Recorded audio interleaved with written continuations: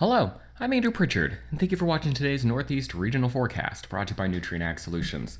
The jet stream on this Friday morning is a bit of a mess across the lower 48, but we're going to be watching this new wave pushing in across the Pacific Northwest here on Friday. This is what the jet stream should look like here a few days into the future here on August 26th. Watching this wave punch into the central U.S., that's going to trigger the development of an area of low pressure across the midsection of the upper Midwest here that's going to travel from west to east, eventually making its way into the Northeast region. But quiet weather expected here across the Northeast for the next 4 to 5 days at the very least. The temperature forecast here for the next 10 days, watching cooler temperatures across the Northeast region as we head through the weekend. Warming slightly in the 6 to 10 day time frame. That, of course, because of the next storm system punching through, we'll see some warm air advection in advance of that, bringing some warmer temperatures back into the region. But a lot of cooler weather sinking into the central U.S. from Canada on the heels of this next wave that comes in early next week. The precipitation forecast here the next week, we're looking at the GFS ensemble on the left, the European ensemble forecast on the right. A lot of similarities on here. We see the corridor of heaviest precipitation kind of doing something like this from the Canadian Prairie, parts of Manitoba, into the Central Plains, and then the Ohio River Valley. Dryness across the Northeast region on both plots here as well. So you look at the last 24 hours of precipitation, we've watched this frontal boundary kind of sinking southward across the region. That's brought thunderstorms anywhere from the Central Plains into parts of the eastern Corn Belt, the Ohio River Valley, and then even some severe weather as we head towards parts of the Northeast region here, especially around DC. Some large hail with some of those storms yesterday. The latest drought monitor, pretty quiet across the Northeast region. We do continue to watch some dryness across parts of the eastern Corn Belt here from Iowa into Indiana. We did travel a complex of storms across this region on Tuesday, the day that this map was put together. So that data not likely included in here, although we're still likely watching some low-end drought across this region as we move forward over the next couple of weeks, as the forecast is dry in that region. The satellite picture on Friday morning here is that frontal boundary, the showers and storms along it, and the frontal boundary actually extends back toward the north. So we're going to continue to watch this region for thunderstorms as well as down here over the next few days, but quiet weather being left behind as this frontal boundary gets out of the Northeast region. We'll go ahead and check in with the radar, looking underneath those clouds. Again, quiet across the Northeast region. Really a beautiful Friday. We continue to watch thunderstorms along this boundary from the high plains into parts of the Central Plains, the Ohio River Valley, off to the south of the Northeast region.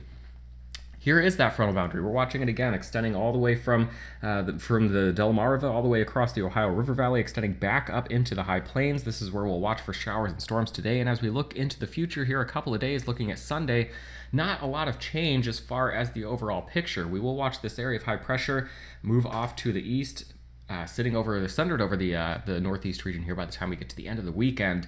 Then still watching this frontal boundary kind of arced across this region, bringing thunderstorms anywhere from the south all the way into the northern plains, quiet across the Northeast region.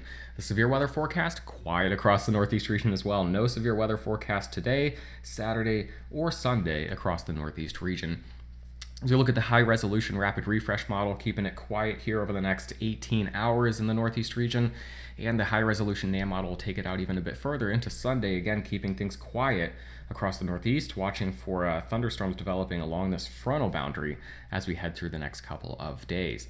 Looking at the total accumulated precipitation, same thing going to be shown here, the precipitation following this frontal boundary in this arc across the northern plains into the Ohio River Valley, the south, and then parts of the southeast, but dry as we focus in on the Northeast region. Drier and cooler and less humid as we watch this frontal boundary bring in cooler and less humid air to the region. Dew points in the 50s from the Northeast into parts of the Midwest. Really going to be dealing with some crisp mornings, some crisp overnights, and some really mild autumn-like afternoons as we head through the weekend across that region.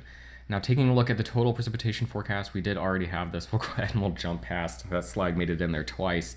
Looking at where we're going, again, we're going to be watching the left side of the screen here for this next wave to come punching in. We'll bring it back to Friday now, taking it through the weekend. Here it comes.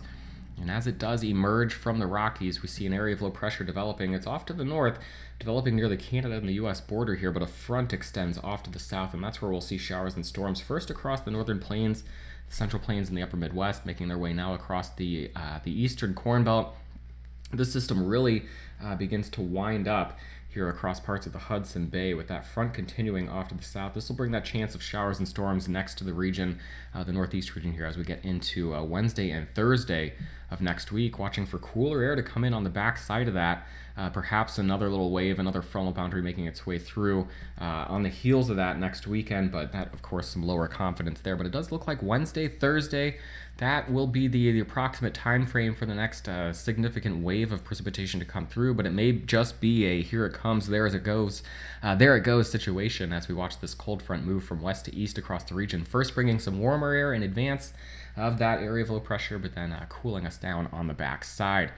The severe weather forecast that might accompany that, we're looking at instability over on the left, the amount of fuel that we would have for some of these thunderstorms, and the precipitation forecast on the right, the same thing we just watched. And now as we head into the early part of next week, we're going to watch this wave come punching in.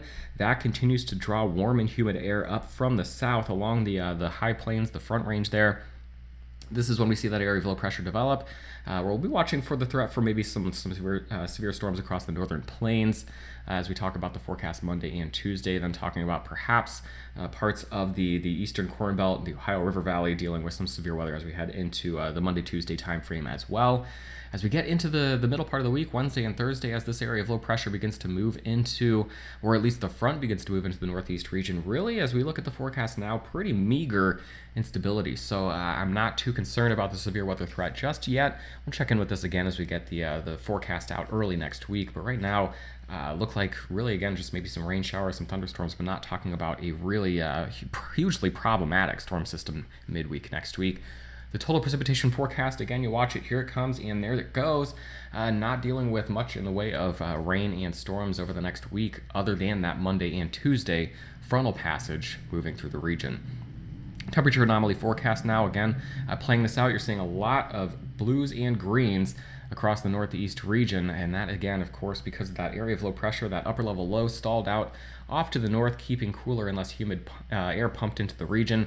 If you see any warm in there, it's towards the end of the loop as that next area of low pressure begins to move into the region, watching for some warmer air advection in advance of that, perhaps a day or two that we're above average as we head into the middle part of next week. The European ensemble forecast, probability of rainfall over 1 inch over the next week, and again, keeping it pretty dry, pretty quiet across the northeast region, really into much of the Great Lakes as well. That probability of 1 inch of rain, greatest across parts of Manitoba and Saskatchewan, and then across parts of the Ozarks and the Ohio River Valley into the Mid-South and the Southeast. Everywhere else looking pretty dry as we look at the next week.